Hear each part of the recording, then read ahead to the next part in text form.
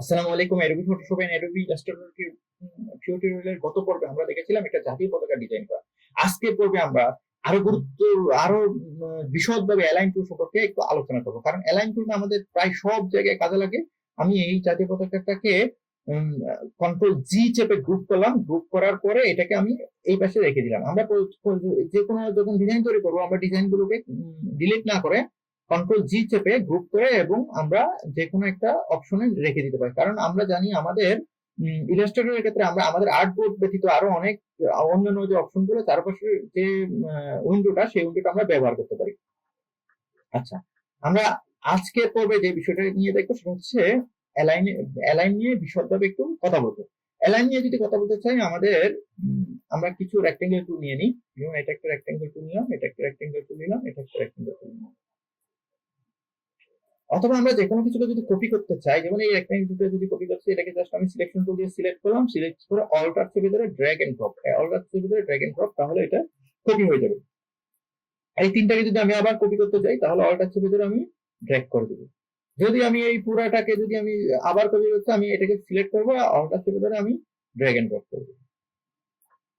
তাহলে আমরা বুঝতে পারতেছি যে আমরা আমাদের কপি করা খুবই সহজ ইলাস্ট্রেটরের ক্ষেত্রে। এই যে অবজেক্ট গুলো আছে, এই অবজেক্ট উপরে যে অবজেক্ট গুলো আছে, এদের মধ্যে দূরত্ব কিন্তু সমান না। এদের সেন্টারও এক একটার উপরে এবং নিচে। এক্ষেত্রে আমরা দুইটা অপশন দেখবো। এক হচ্ছে আমাদের এখানে অ্যালাইন টু, প্রথমে দেখবো সিলেকশনে আছে কিনা। অ্যালাইন টু সিলেকশনে আছে, অ্যালাইন টু সিলেকশনে রাখবো, কারণ আমি আর্টবোর্ড এর সাথে এদের অ্যালাইন করতে চাই না। আমি চাই এই অবজেক্টের সাপেক্ষে এই অবজেক্ট গুলো সমান থাকুক, এখানে যে মাঝখানে ফাঁকা অংশ এগুলো না থাকুক। সেক্ষেত্রে আমরা অ্যালাইন টু সিলেকশন রাখবো। অ্যালাইন টু সিলেকশন রাখার পর অ্যালাইন অবজেক্টে কি আমি দেখবো আমি কোন দিকে মিলাতে চাই। আমি আসলে উপরের দিকে মিলাতে চাই। এখানে উপরের দিকে দেখলাম যে দাগ আছে কোনটা, ভার্টিক্যাল অ্যালাইন টপ এর মধ্যে। আমি যদি ভার্টিক্যাল অ্যালাইন টপে ক্লিক করি, তাহলে এরা ভার্টিক্যালি মানে উপরের দিকে সবাই সমান হয়ে গেল। এখন আমি চাই যে আসলে এদের মধ্যে যে দূরত্ব আছে, সেই দূরত্বটা আমি একটু সমান করে দিতে চাই। দূরত্ব যদি আমরা সমান করতে চাই, তাহলে আমাদের ডিস্ট্রিবিউশন বুঝতে হবে। এখানে ডিস্ট্রিবিউশন অবজেক্ট এবং ডিস্ট্রিবিউট স্পেসিং নামে দুইটা অপশন আছে। অবজেক্ট স্পেসিং বলতে বোঝাচ্ছে যে এদের মধ্যে এই অবজেক্টের সাথে এই অবজেক্টের মাঝখানে যে সাদা দূরত্বটা আছে, সেই দূরত্বটা। এবং ডিস্ট্রিবিউট অবজেক্টের মধ্যে যে বিষয়টা আছে সেটা হচ্ছে সেন্টারের সাথে সেন্টারের দূরত্বটা। দেখুন, আমি এখানে দুইটা কিন্তু দুই সাইজে নিয়েছি। এটা কিন্তু ইচ্ছাকৃত ভাবে নিয়েছি, কারণ এই একটা সাইজ, এটার সাথে এইটার এক অংশের সাথে সেন্টারের একটা দূরত্ব, এবং এই একটা যে শেপ বা অবজেক্ট, এটার সেন্টারের সাথে এটার একদম লাস্টের পাতের দূরত্ব দুইটা কিন্তু সেম না। সেক্ষেত্রে আমি যদি এই সাদা অংশটা স্পেসিং যেটা আছে, এটাকে যদি আমি সমান চাই, চারটা অবজেক্টের ভিতরে আমি চারটা অবজেক্টকে আমি সিলেকশন করব। সিলেকশন করার পরে আমি এখানে দেখব যে এরা হরিজন্টাল ডিস্ট্রিবিউট স্পেস নামে একটা অপশন আছে, এটাতে ক্লিক করব। এতে করে কি হয়ে গেছে, এই সাদা অংশ, এই সাদা অংশ, এই সাদা অংশ সমান হয়ে গেছে, কিন্তু তাদের সেন্টার কিন্তু সমান হয়নি। এখন আমি যদি সেন্টারের মধ্যে দূরত্বটা যদি আমি ঠিক করতে চাই, তাহলে এখানে একটা অপশন আছে, সেই অপশনটা হচ্ছে হরিজন্টাল ডিস্ট্রিবিউট লেফট। এটা হচ্ছে হরিজন্টাল ডিস্ট্রিবিউট সেন্টার। লেফটের সাথে এরা হরিজন্টালি ডিস্ট্রিবিউট হবে, সেন্টারের সাথে এরা হরিজন্টালি ডিস্ট্রিবিউট হবে। আমি চাচ্ছি এটার সাপেক্ষে, যেটার সাপেক্ষে আমরা চাইবো সেটাতে একটা ক্লিক করব। কারণ আমি যদি এটার সাপেক্ষে না করি, তাহলে এটা যে কোনো একটার সাপেক্ষে ওরা অটোমেটিকলি করে ফেলবে। আমি চাচ্ছি এটার সাপেক্ষে, এটা নাড়বো না, বাকিরা নড়ে যাবে। তাহলে আমি প্রথম অপশনটা দিয়ে দিলাম হরিজন্টাল ডিস্ট্রিবিউট লেফট। তার মানে আমার এই সবগুলো অবজেক্ট কি হয়ে গেল, লেফটের সাথে ডিস্ট্রিবিউট হয়ে গেল। আমি এখানে কন্ট্রোল জেড দিলাম। আমি তো আসলে লেফটের সাথে ডিস্ট্রিবিউট চাই না, আমরা চাই যে এটা সেন্টারে ডিস্ট্রিবিউট হোক। তাহলে আমি জাস্ট এটাকে সিলেকশন করলাম, সিলেকশন করে আমি দিয়ে দিলাম হরিজন্টাল ডিস্ট্রিবিউশন সেন্টার। তাহলে হলো কি, এই দুইটা অবজেক্ট দেখেন, এখানে একটা সাদা অংশ, এখানে একটা সাদা অংশ, দুইটার মাঝে কিন্তু দূরত্বটা সমান নয়, কিন্তু আপনি নিশ্চিত যে এই সেন্টারের সাথে এই সেন্টারের দূরত্বটা কিন্তু সমান হয়ে গেল। তাহলে একটা হচ্ছে স্পেসিং, একটা হচ্ছে ডিস্ট্রিবিউট অবজেক্ট, দুইটার মধ্যে একটা পার্থক্য আছে। স্পেসিং মানে অবজেক্টের মধ্যে দূরত্ব, এবং ডিস্ট্রিবিউশনের যে স্পেসিং, সেই স্পেসিং হচ্ছে যে অবজেক্টের সেন্টারের মধ্যে দূরত্ব। এই বিষয়টা আপনাদেরকে বুঝতে হবে, কারণ আপনারা যখন কোনো ডিজাইন তৈরি করবেন আপনারা আসলে কি চান, স্পেস সমান চান নাকি দুইটা সেন্টার সেন্টার দূরত্বটা সমান চান, সেটা আপনাদেরকে বুঝে এখানে স্পেসিংটা দিতে হবে। আচ্ছা, এখানে আমরা এই অপশন গুলোতে আসলাম। এই অপশন গুলোতে এসে আমি চাইলে যে কোনো একটা এইটাকে এটার মধ্যে সমান দূরত্ব না, এটা একটা বেশি দূরত্ব, এটা কম দূরত্ব, এক্ষেত্রে আমরা ডিস্ট্রিবিউট স্পেসিং করে এটাকে সমান দিতে পারি। কিন্তু এগুলো যেহেতু বর্গাকৃতির সাইজ, এদের সেন্টারও সমান, এদের এদের এখানে স্পেসিং যত সমান হবে এখানে সেন্টারও যত সমান হবে, কারণ এগুলো হচ্ছে আমরা শিফট এবং অর্ডার ধরে নিয়েছিলাম, এগুলো বর্গাকৃতি, চারপাশে কি সমান সাইজের এই রেক্টেঙ্গেল, এগুলো বর্গ আর কি। সুতরাং এখানে এই ধরনের সমস্যা তৈরি হবে না। তাহলে আমরা এই অ্যালাইন বিষয়টা বুঝলাম। এখন এই অ্যালাইন নিয়ে দেখা যাচ্ছে আমি এই সবগুলোকে একসাথে একই সেন্টার নিয়ে যেতে চাই, আমি যদি এটাতে ক্লিক করি সবগুলো একই সেন্টার হয়ে গেল। এখন আমি চাচ্ছি যে এটার সাপেক্ষে, তাহলে এটাকে একটা ক্লিক করতে হবে এবং এটাতে ক্লিক করতে হবে, তাহলে এটার সাপেক্ষে হয়ে গেল। না, আমি চাচ্ছি না এটার সাপেক্ষে, না আমি চাচ্ছি এটার সাপেক্ষে, এটা সিলেকশন করার পর আরেকটা ক্লিক করতে হবে, আরেকটা ক্লিক করে দেখবেন চারদিকে একটা সবুজ একটা বর্ডার তৈরি হবে। সবুজ বর্ডার মানে আপনি বুঝতে পারবেন যে এটার সাপেক্ষেই কি হবে, এরা অ্যালাইনমেন্টটা হবে। এই সাপেক্ষে বোঝাটা আসলে একটা ব্যাপার, কারণ আপনি যদি কোনটা সাপেক্ষে করতে চান সেটা না বুঝেন আপনার অ্যালাইনমেন্টটা কিন্তু উলট পালট হয়ে যাবে, বারবার আপনাকে অনেক কিছু চিন্তা করতে হবে। সুতরাং এটা একটা গুরুত্বপূর্ণ বিষয়, এই অ্যালাইনমেন্টটা আসলে একটা গুরুত্বপূর্ণ বিষয়।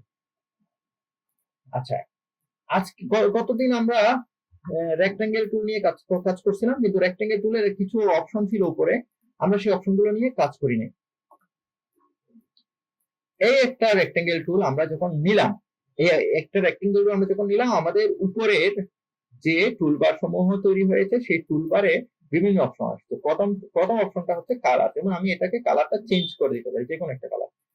দ্বিতীয় অপশনটা হচ্ছে স্ট্রোক। স্ট্রোক মানে হচ্ছে বাইরের অংশ, এই স্ট্রোকটা আমরা কম বেশি করতে পারি। আমি যদি এটাকে একটু বাড়াই দিলে আপনার স্ট্রোক বিষয়টা বুঝতে পারবেন। স্ট্রোক মানে হচ্ছে কোন একটা অবজেক্টের বাইরে যে একটা পাথ আছে, সেই পাথটাই হচ্ছে অবজেক্ট।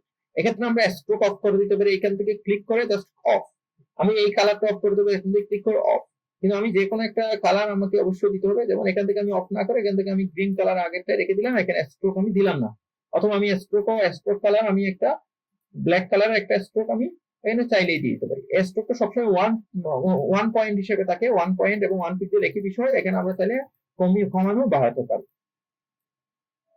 এখন এই যে একটা অপশন সেটা হচ্ছে ইউনিফর্ম ভাবে আছে, এটা হচ্ছে ইউনিফর্ম ভাবে আছে, কিন্তু এই অবজেক্টটা বা এটাকে আমি চাই যে ইউনিফর্ম ভাবে থাকবে না, এটা এই ধরনের থাকবে। এক্ষেত্রে দেখা যাচ্ছে আমি যদি জুম করি, এই ক্ষেত্রে যে স্ট্রোক যেটা পড়েছে সেই স্ট্রোকটা ইউনিফর্ম হয়ে গেছে। এটাকে আমি এটা অফ করে দিই, তাহলে আপনারা বুঝতে পারবেন। এটা দেখুন যে এইদিকে আস্তে আস্তে ছোট হয়ে গেছে, কারণ এই যে একটা আমাদের পাতটা আছে, সেই পাতটা ইউনিফর্ম পাত না নিয়ে আমরা, মানে সমান সমান পাত না নিয়ে আমরা একটু ডিফারেন্ট পাতও আমরা নিতে পারি আমাদের ইচ্ছা মতো। এরকম পাত নিতে পারি, এক্ষেত্রে দেখা যাচ্ছে একদিকে সুচলো হয়ে গেল। এক্ষেত্রে আরো অনেক ধরনের ডেউ কেলানো পাত আছে, এটা এরকম পাত নিতে পারি। এরকম পাত নিলে আমরা যদি স্ট্রোকটা যদি আমরা বাড়িয়ে দিই, তখন আমরা বুঝতে পারবো যে আসলে পাতটা কিরকম হচ্ছে। যেমন দেখুন, এটাকে আমরা যদি জুম করি, এটা পাতটা কিরকম হচ্ছে আপনারা একটু দেখুন। তাহলে এই পাশে মোটা, এক পাশে চিকন। এদিকে আমরা বেসিক থেকে আমরা বিভিন্ন ধরনের এটাকে দিয়ে দিতে পারি। এটাকে দেখা যাচ্ছে আমরা বিভিন্ন ধরনের যে ফ্রেম তৈরি করেন, আসলে ওরা এইভাবে ফ্রেম গুলো তৈরি করে। যেমন এই ফ্রেমটা দেখা যাচ্ছে এমন একটা ফ্রেম তৈরি হলো,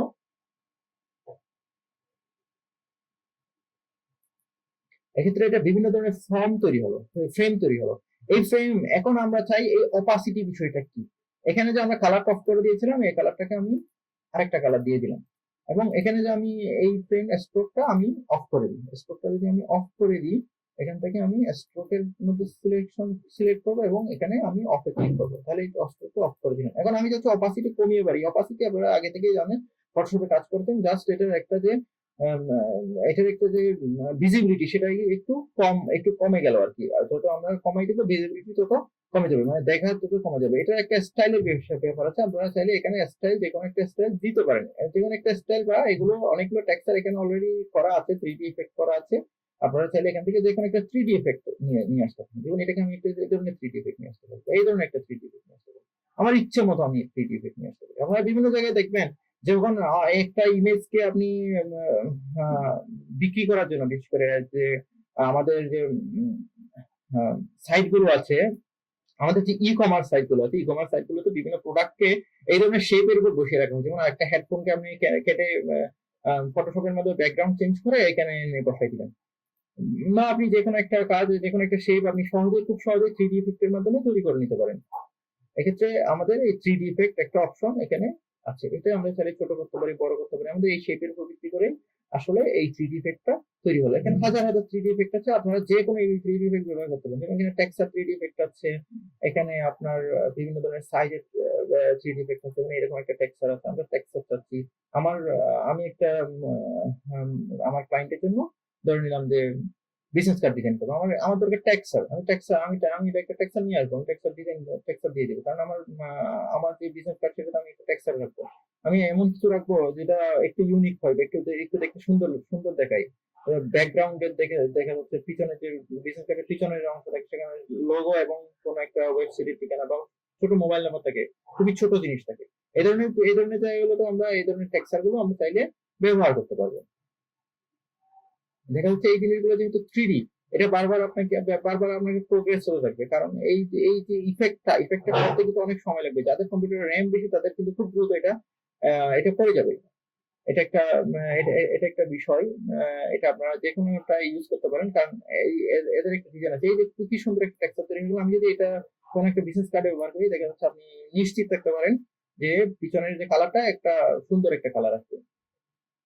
তারপরে অ্যালাইন অপশনটা আপনারা অলরেডি দেখেছেন, অ্যালাইন অপশনের যে এই অপশনগুলো অলরেডি আপনারা দেখেছেন। আমরা দুইটা অবজেক্ট, অ্যালাইন অবজেক্ট যখন আমরা করতে যাব, সেক্ষেত্রে আমরা সিঙ্গেল অবজেক্ট যদি করতে হবে, অবশ্যই আমাদেরকে অ্যালাইন টু আর্টবোর্ড করতে হবে। আর যদি অ্যালাইন টু আর্টবোর্ড না করি, তাহলে আমাদেরকে সিলেকশন অনুসারে করতে হবে। তাছাড়া শেপ একটা অপশন আছে, এই শেপ অপশনটা হচ্ছে এই যে আমরা শেপের যে একটা আকৃতি নিয়েছি, এটার একটা হাইট আছে, এটার একটা ওয়েট আছে। তাছাড়া আমরা যে বিভিন্ন কর্নার, এইখানে যে কর্নার গুলো আছে, কর্নার গুলো আমি যখন টান দিচ্ছি তখন সবগুলো কর্নার কি হয়ে যাচ্ছে, একসাথে কাজ করতেছে।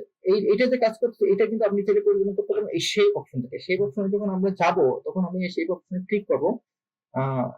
আচ্ছা, আমি এই টেক্সচারটা অফ করে দিতে হবে, কারণ এই টেক্সচারটা আমাকে খুবই আচ্ছা, এই শেপে যখন আমি গেলাম, তখন আমি দেখতে পাচ্ছি যে এখানে চারটা কোণায় আছে। এখানে একটা অপশন আছে, এই অপশনটা যখন শিকলের মতো একটা, এই শিকল দ্বারা বোঝাচ্ছে যে এই চারটা কোণা একসাথে লিঙ্কড। যদি আমি এটাকে ক্লিক করি, তাহলে এই লিঙ্কটা আনলিঙ্ক হয়ে যাবে। আনলিঙ্ক হয়ে গেলে হবে কি, আমার যে কোনো একটা কর্নারকে যখন আপনি ধরবেন, বা যে কোনো একটা কর্নারকে যখন আপনি চেঞ্জ করবেন, যেমন এটাকে আমি দিয়ে দেবেন 10 পিক্সেল রাউন্ড, তখন শুধু এই কর্নারটাই 10 পিক্সেল রাউন্ড হবে, 100 পিক্সেল। দেখা যাচ্ছে এটা এই কর্নারটা রাউন্ড হলো। আমি কিন্তু এই অন্য কর্নারটা আমি রাউন্ড চাই না, শুধু এই কর্নারটাই রাউন্ড চাই, যার কারণে আমি একটা কর্নারকে আমি ধরবো। আচ্ছা, আরেকটা অপশন হচ্ছে ট্রান্সফর্ম।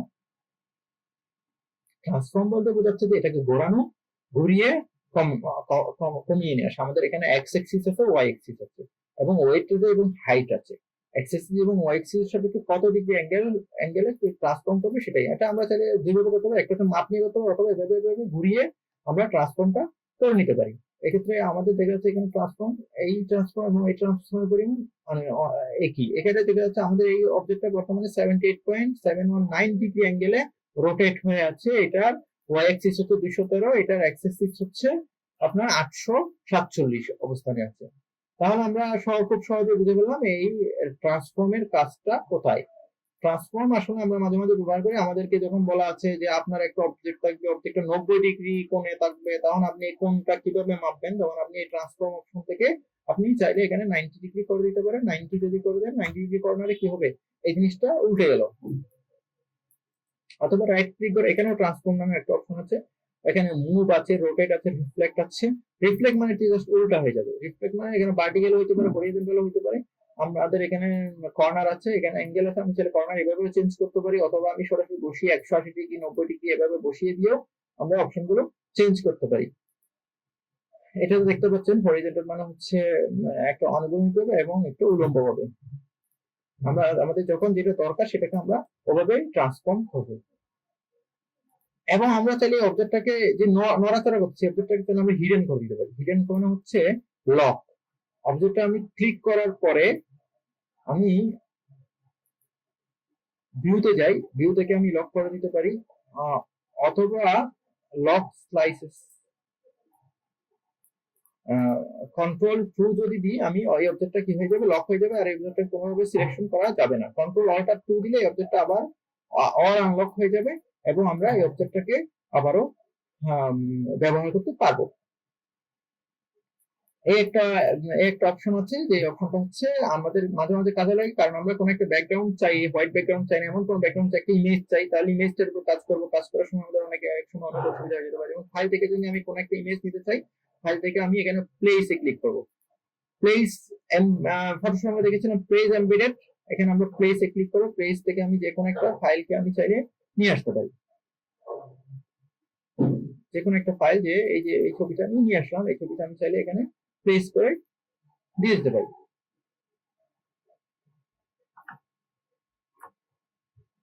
এটা বড় ছবি, এটাকে আমি ছোট করে জুম করে জাস্ট এখানে জুম করে আমি চাইলে এটাকে জুম ইন জুম আউট করে বা ছোট ছোট রিসাইজ করে এটাকে আমি ব্যবহার করতে পারি। এটা উল্টে গেছে, এটাকে আমরা চাইলে সমান করে আমরা ব্যবহার করতে পারি।